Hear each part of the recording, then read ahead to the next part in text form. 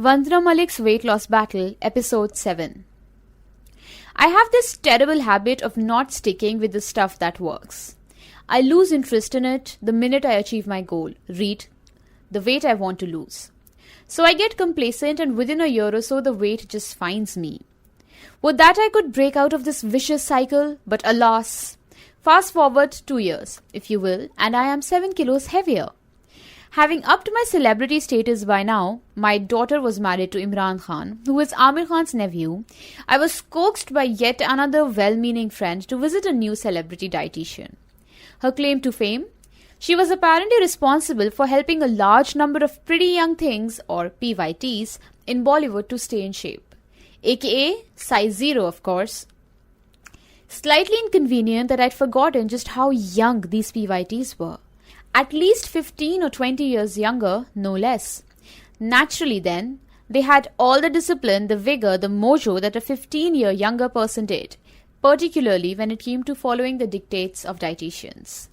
But when have I ever learnt from past lessons? An appointment was taken and a meeting fixed. The flip side of celebrity, raw vegetables? My celebrity dietitian proceeded to give me a diet not too different from the ones I had previously followed. There was only one major difference.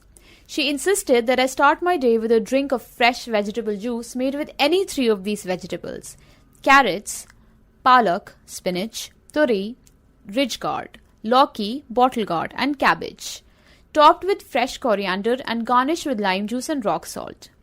I was also to eat about 5 or 6 boiled egg whites in a day, a minor hassle since I wasn't much of an egg eater. The diet. Wake up to a glass of warm water. Follow up with a 60-minute walk. Breakfast, 1 glass vegetable juice to drink within minutes of squeezing, else it loses valuable nutrients. Plus 3 boiled egg whites. Noon, 1 fruit. Lunch, 1 bowl salad, cooked vegetables, 2 small rotis, 1 bowl of either dal or chicken. Evening, 2 or 3 boiled egg whites. Dinner, 1 bowl of soup, 1 bowl of cooked vegetables, 1 bowl of chicken, fish or paneer, 1 roti or small bowl of rice. When my dietitian sparred with my doctor, I stuck to my guns and the diet for a month before unfortunate things began to happen. I shed a kilo or 2 but out of nowhere began to suffer from frequent tummy upsets, acute flatulence and indigestion. A visit to my GP, who is also a dear friend, was clearly in order. When he heard about my diet, the doctor told me categorically that my tummy issues could be related to the intake of the juice of raw vegetables.